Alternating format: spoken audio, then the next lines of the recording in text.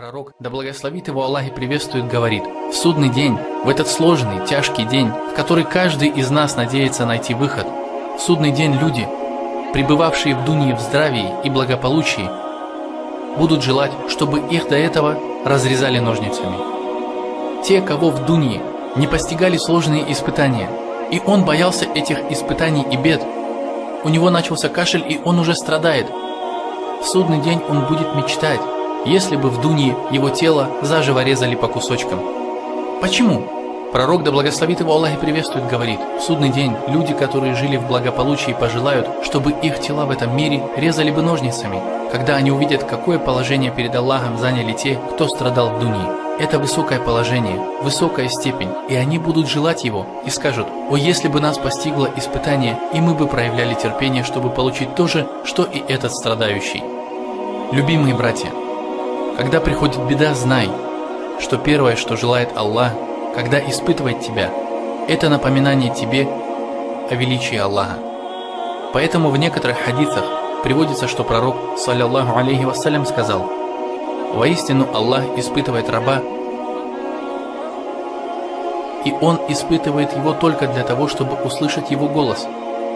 Аллах любит тебя, о тот, кого постигло несчастье. Он хочет, чтобы ты сказал: Господи, исцели меня. Господи, дай мне здоровье. О Господь мой, не оставляй меня. О Господь, я нуждаюсь в Тебе. Аллах хочет услышать твой голос, поэтому Он и испытывал тебя.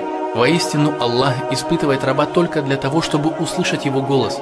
Когда же раб скажет: о Господь, Аллах ответит: да, раб мой, я перед тобой и счастлив исполнить твою просьбу. Да, раб мой, я перед тобой.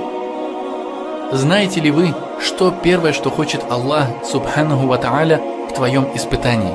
Когда у тебя проблемы со здоровьем, с деньгами, проблемы с детьми, женой и любимыми для тебя людьми, знай, что самое первое из того, что Он хочет от тебя, чтобы ты отвлекся на своего Господа и поднял руки, взывая к Аллаху. Что касается того далекого от Аллаха человека, Аллах просто не хочет его. Поэтому он живет счастливой, полноценной жизнью. Он и здоров, живет в благоденствии, он богат.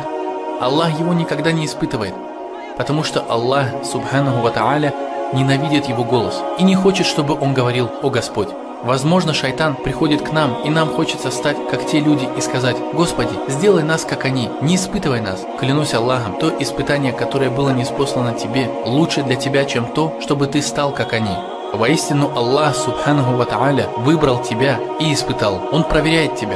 Пророк, да благословит его Аллах и приветствует, сказал: воистину, если Аллах полюбит каких-то людей, Он испытывает их. Пророк, саллаллаху алейхи вассалям, также сказал: если Аллах полюбит какого-то раба, Он испытывает его, то есть насылает на него какую-то беду, которая касается его самого, его семьи и так далее. Радуйся и знай, что Аллах хочет, чтобы ты вернулся к Нему. Подними свои руки в мольбе, делай много дуа.